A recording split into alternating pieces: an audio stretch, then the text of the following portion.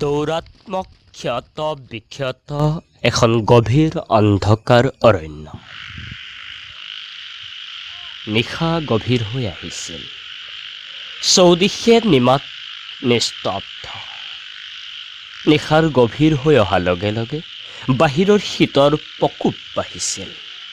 তেনে পৰিৱেশত কেনিও ক'তো কোনো সাৰ-সুৰ নাছিল।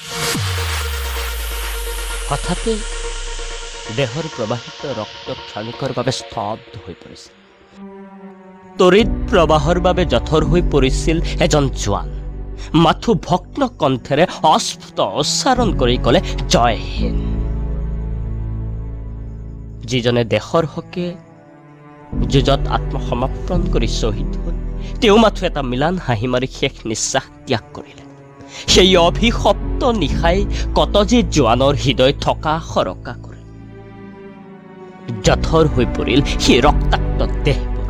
আচলতে তেওঁলোকৰ বাবে দুখ, বেদনা, সুখ এনে শব্দবোৰ মূল্যহীন হৈ পৰিছে। এজন অন্তৰংগৰ বন্ধুৰ বিয়োগৰ বেলিকাও দুটোপাল চকুলো পেলোৱাতকৈ অতি বেছি কৰিব পৰা নাছিল।